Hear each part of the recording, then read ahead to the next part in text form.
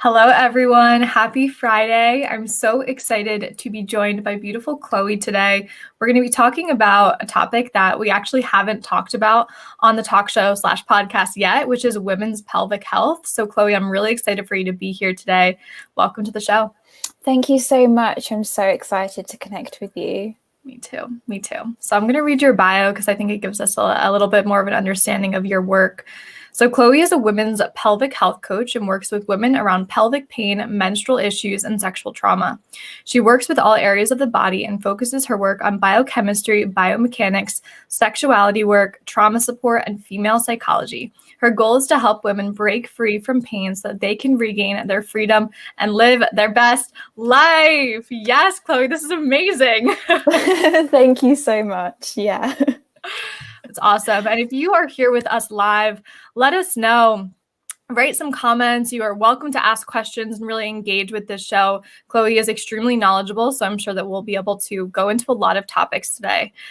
My question always is, how do we get into this work? Like, how did you find yourself in this work, or how did this work find you?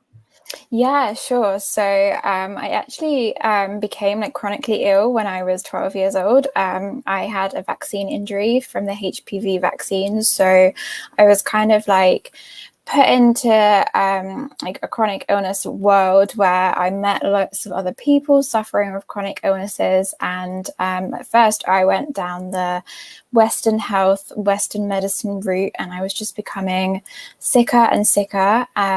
So then I tried natural medicine, functional medicine, and it got me better. It made me better, and it made such a difference to my health. So part of my chronic illness was that I had recurring UTIs, and that just completely took over my life. It really consumed my life and my whole world for a couple of years. And so that's how I became interested in women's pelvic health, just realizing how many women out there are suffering with UTIs, menstrual pain. There's a massive community of women that are injured from the HPV vaccine, and so many of them have PCOS, endometriosis that have been brought on by their vaccine injury as well. So that's kind of the short version of the story of how I got into this work. And now it all clicked. I just remembered how we first connected, and it was really over being quite young, having a lot of illness, being frustrated, going through the Western medical system and not finding our answers, instead moving over to holistic alternative modalities that really brought us solace and healing. And I'm curious for you, because my journey started around 15 years old with Lyme disease, and it lasted for years. It wasn't just 1 year or a couple months. Was your journey also drawn out like that? Yeah, sure. So like I mentioned, I got sick when I was 12. I'm 24 now, and I'm kind of just coming to the end of my health journey. So that is literally half of my life that I have been on this health journey, which is super scary to think about. I've spent half of my life trying to get better, and yeah, it's not a quick fix. It's not something that's, you just take one pill and it's fixed. You have to work at it, and it's so worth it in the end. Of course it is worth it. Your health is just everything, and as you know, if you don't have your health, then you don't have anything. Oh, yes. One thing I find really interesting about your perspective and background with this is you are bringing more of the biochemical understanding into the work that you do. So did you end up going to school for this? How did you start to learn about the biomechanics of this area of the body, which so many women are afflicted with concerns, issues, PCOS? I was diagnosed with PCOS a number of years ago as well. So yeah, tell us about that. Yeah, so I mean, originally I did go to university and I studied Western medicine. I did a healthcare and health sciences degree. And first of all, we learned nothing about pelvic health, menstrual health, anything like that. And we also learned nothing about biomechanics. So we didn't learn anything about posture, anything about how we sit, how we walk, how, anything related to how we move our bodies. So I moved on to another course. I studied under Dagmar Khan, who is a really amazing pelvic health specialist, and she taught me from there. She has a background in yoga and like Pilates training, so that's kind of how she got into the work. And yeah, kind of learned from there, really. So interesting. Our stories are very paralleled, because when I was going through a lot of issues, going to the gynecologist a lot, being so frustrated at a really young age, painful periods, painful sex, a lot of those types of challenges, I was like, I want to be a gynecologist so I can never allow women to feel shame when they go to the doctor, to never allow them to feel the way that I'm feeling currently. And I don't think I've ever talked about this publicly, but it's so important, because if we're not like empowered in this area of our body, which is literally one of our greatest gifts, it affects all other areas of our life. And did you see that too in your own life? Yeah, definitely. And I'm only just learning about how much, like, as women, we store so much trauma in our wombs and our cervixes and hold so much trauma in there as well. And especially, like, I don't know if you've ever had a traumatic experience going to the gynecologist, or if you've kind of, like, so many women go through medical trauma, and then you can literally get like emotional scars in this area if someone has examined you without your permission, or if someone has, like, maybe like been a bit too rough or caused pain on a gynecological exam. So I think that so many women have trauma in their pelvis and like in their womb and everything like that, and they don't even realize it. And yeah, I completely understand where you're coming from when you say like you don't want anyone else to go through this, because that's exactly how I feel as well. And I just want to be able to empower women and just to, like, make sure that they feel safe in their bodies, because so many women don't feel safe in their bodies as well. Yes. The women who come to you and who you're working with currently, are they coming to you from dealing with like an illness? Are they coming to you with sexual trauma, pain? What are some of the things that women are coming to you for? Yeah, so a lot of women initially they come because of endometriosis, PCOS, like pain.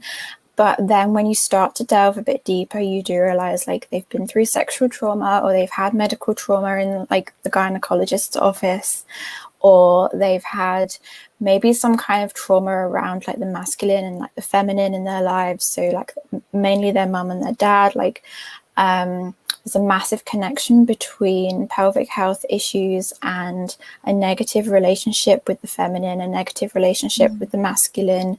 So when you start to delve a bit deeper into like the metaphysical root causes of the diseases, that's when it really starts to kind of come out, and they start to realize, hang on, this is like a whole body, whole lifestyle disease. This is not just isolated in my pelvis. And that is really how I work, in that I look at the body as a whole system. I look at the emotional, the spiritual, the physical, the diet, the lifestyle, the biomechanics. It's everything. And I think that's just really where a lot of gynecologists just examine your pelvis, and they just do an internal examination, and it's not about that at all. It's everything. It's looking at your whole medical history. It's looking at whether they've had history of illnesses, history of like infections in their childhood. It's just everything. I love this conversation. I'm just thinking back to when I was dealing with some of my health issues as well. I had started to come to the understanding that everything in the body was connected. Yet I had been going to like a gastroenterologist, a gynecologist, someone for maybe ear, nose, and throat. And I was like, but wait, our body systems are all connected. Why aren't they talking to each other? Right? So how did you come to the understanding that all of these systems were interconnected? Like, did you go to school? Was there a yoga class? Was there a book? How did you learn this? Yeah, so I think for me, learning about the lymphatic system was the thing that made me realize, like, hang on a minute, this is all just so connected. So like you mentioned, it's like completely wrong that when we go to like a Western doctor, they just look at one system of the body. They don't even take into account any of the other systems in the body. So for me, learning about the lymphatic system, I'm so passionate about it. And just learning like you have lymph all over your body, but hang on a minute, it connects like your gut to your brain, to your pelvis, like it connects everything. And also for me, just learning about the brain, realizing that your gut health controls your mental health, and it controls your sleep, and it controls everything. So I think, yeah, for me, there was no like eureka moment. There was no like one single moment where it clicked. But I think learning about how your nervous system regulates and learning about the lymphatic system, those were like the two things that really just kind of like cemented this belief that like Western health has it so wrong in just looking at one system of the body. I'm just like, yes, yes, yes, yes, yes. And I always like to make the differentiation between the two because both are beautiful. Like if I'm in a car accident, I want to go to the nearest emergency room where they know exactly what to do for an acute condition and something that needs to be done immediately, like surgery. But if I'm having a chronic illness, we have to start to look at this from a very different perspective because our culture is riddled with issues like this. And I'm sorry, but the prescriptions, and that's not the solution. That's a Band-Aid, and we have to go deeper, right? Yeah, definitely. Like, of course, I completely agree with what you're saying. Like, if you're in a car accident or you break your arm or something like that, where it's an acute illness, of course, you want Western health. And I'm not against Western health at all. And I'm a big Grey's Anatomy fan anyway, so I do like Western health. But for me, it just didn't work. And I found that by taking prescription drugs, it made me sicker and sicker. And every woman that I speak to, and every woman like listening to your story, and every woman that I work with has had the same experiences. And for me, it's just like how many thousands of women having these same experiences, and not even just women, like men as well, everyone in the world. I mean, you know, like we're humans, we are a body, we're not just an organ or one system. So for the women who are experiencing pain or maybe painful cycles, I know when I was diagnosed with PCOS, I also was experiencing weight gain. If they're experiencing any of these symptoms that come along with these diagnoses, where do you start? Do you start with food? Do you start with the mind? Do you start with lifestyle? Where do you begin? Yeah, so I think with PCOS, it's really important to remember that there's so many different types of PCOS. So I think with like weight gain, like you mentioned, that is the most common type of PCOS, which is insulin resistant PCOS. And I think around like 70% of PCOS cases are like fall into that category. But there are so many different types. So I always start with like the nervous system, with the brain, with vagus nerve work, making sure that somebody is sleeping enough, that they're relaxed, that they have like yoga and meditation, and that their body is in like the correct place to start healing. Because if you're stressed and if you're in fight or flight mode, your body is not going to be healing. It's not going to be even doing the basic functions like digesting your food properly. Like you're not in any position to be healing your body if your nervous system is not in a parasympathetic nervous state. So that is always where I start with everyone. And then where would you say the more like internal work comes in when they start to like identify, oh wow, maybe I'm holding trauma here. Maybe I'm holding shame from people calling me X, Y, and Z thing when I was younger. Like when do you start to move into those stages? I think sometimes when I start on like the lymphatic work, sometimes that can come up for people and they don't even expect it. So we actually have the largest lymph node in our body, which is just underneath your sternum, called your cisterna chyli, and that is where a lot of women hold grief.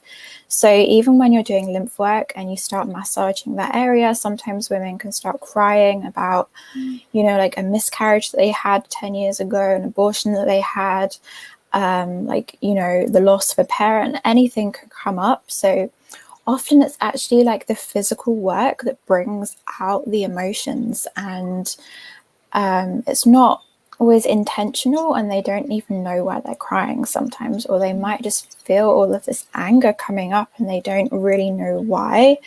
So I think sometimes it just comes up when you're least expecting it. But yeah, usually it's a little bit further down the line that I like to delve into like the metaphysical side, the psychological side, because again, it's really important that you're feeling safe enough to talk about these experiences and these traumas. So it's something that I like to do a bit later in my work, because I really like to build up that like client relationship first, so that they trust me and they feel comfortable talking to me as well. I'm not just gonna go straight in and ask someone about their deepest traumas, because that would not be fun for anyone. This conversation is just like reminding me that in school, right, we have some very basic teachings, I guess, on this topic, but nowhere near, I believe, the education that we truly need to feel like an actual connection to our bodies. And I just remember like this conversation just reminds me of like when we first maybe watched a video in health class about this is your menstrual cycle, like you're going to bleed, and all the boys are going, ew, right? And then that's being programmed of like, oh, should I feel bad for this cycle? And then so many women, when they get their period, like you said before we started, they don't even remember what it was like because they've like suppressed it, or they get it and they're feeling shameful, like they're hiding their tampon going to the bathroom. This is one of the most natural things, and this is how we are born. Like there's such a disconnect between some of these coming of age moments, and like why doesn't our culture embrace it and like speak about it more openly? What's your thoughts on that? Yeah, I totally agree. Like I had the exact same experience at school with like boys just being really grossed out, and girls were really grossed out and embarrassed about it as well. I think that as women, we look up to our mums. So I think the way that your mum handled their period or your first period is really, really important, because for a lot of people, their mums were like really embarrassed, like, oh, it's okay, I won't tell dad, I won't tell your brother, I won't, you know, we won't mention it to anyone, it'll just be between us, and like, you know, hiding pads, hiding tampons and everything like that. We, you know, of course we're going to be embarrassed if we see our sisters and our mums and our aunties and these older women in our families that you know, we just copy their behavior. Of course we're going to do that. So I think a lot of it comes from home, but obviously, of course, a lot of it comes from school as well. So yeah, I think that is something I'd really love to bring into my work as well, like educating young girls around their periods and like celebrating their first periods with them, because I think it's amazing when I hear about stories like mums taking their daughters out on like shopping trips or out for dinner and like mocktails and that kind of thing when they get their first period, and like actually like celebrating becoming a woman, because I know in a lot of cultures they actually like celebrate this, and like the whole tribe will like come around and celebrate, like, you know, this girl becoming a woman on her first bleed. And I think why do we stop doing that, and why do we not bring that into like, you know, the Western world as well? Wow, I didn't know that, but it does make sense. I know in many tribes they have a ceremony for the man as well, like maybe they have to do something to prove their manhood or whatever it is. So you're saying that they have something similar in different groups and communities of people for the women as well? Yeah, I'm not entirely sure like where exactly in the world. I can't quite remember right now, but yeah, I know that in the past and in a lot of like Asian countries as well, I think it is Indonesia comes to mind for me. Yeah, they like really just, you know, they all gather together like in a ceremony, and it's just such a positive experience. It's like not something to be scared of or embarrassed about. And I think as a young girl, if you saw all of these older women coming together and actually like celebrating you and celebrating you becoming a woman, how amazing would that be? It would not be something that you would dread, and it would not be something that you were like scared of every month. I think, oh my God, like how different would the world be if we were all like that? I love that. And you must be half psychic, because that's like my next question is, if women and also men, because I think it is important for men to be educated on these topics too. I think a part of the societal shame and maybe like grossed out like men's perspective on this is that they just don't know what's going on. Like they have no idea, right? Yeah.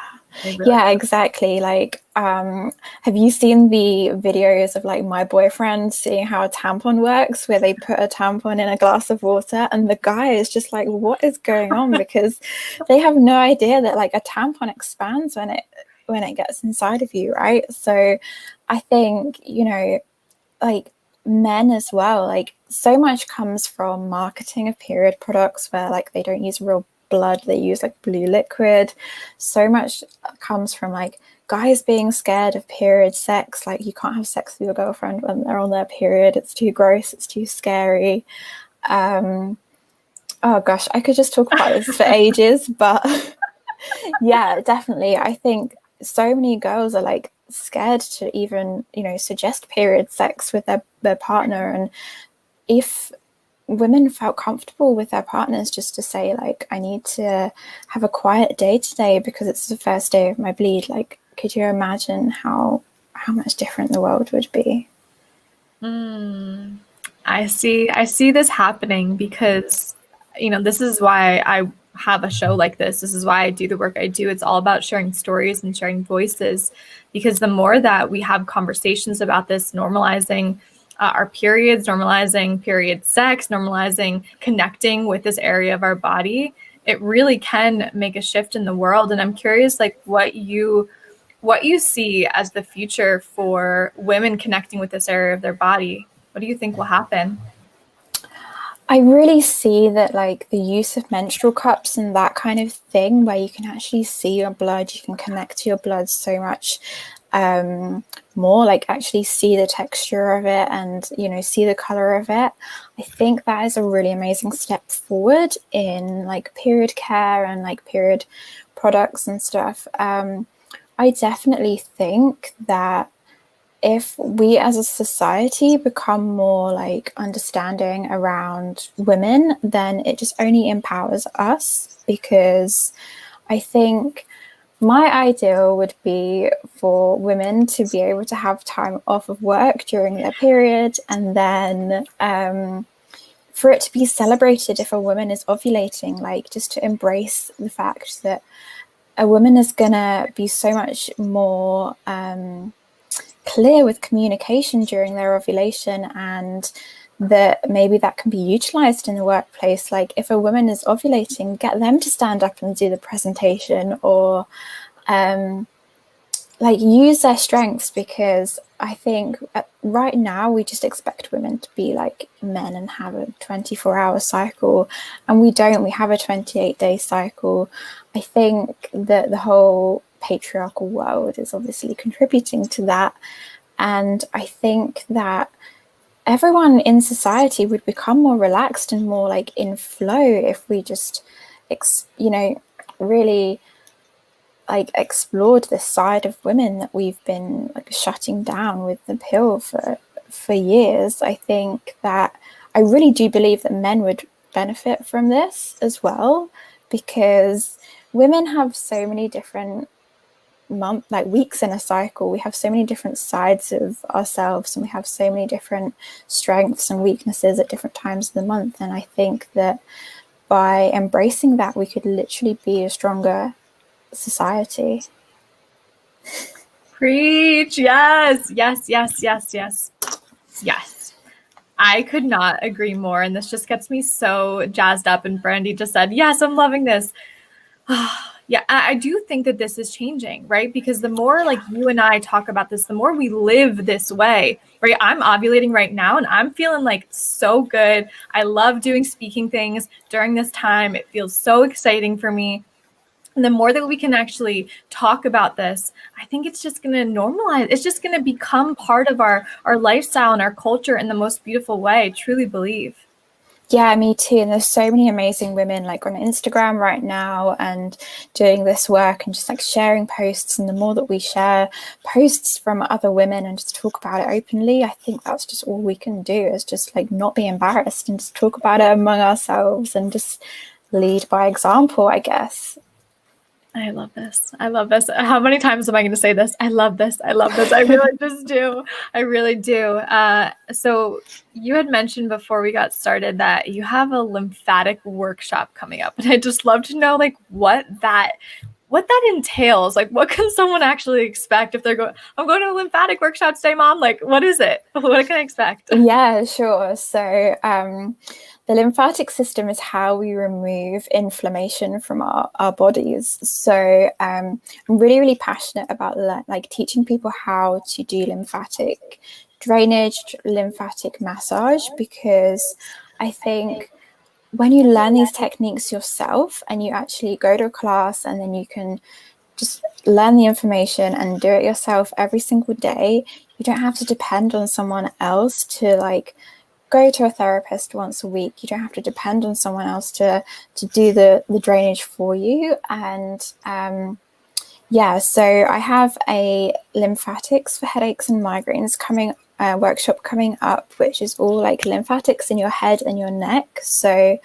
I'm a big lover of using a toothbrush for lymphatic drainage. So a lot of people have heard of dry brushing. You can like dry brush all over your body. And obviously for your head and your neck, it's a much smaller area. So we use a toothbrush, and there's loads of different techniques that we can do. And it's just really, really amazing for anyone that has any inflammation in their head and their neck. So headaches, migraines, hay fever, like thyroid issues, any issues that you would have in your head and your neck.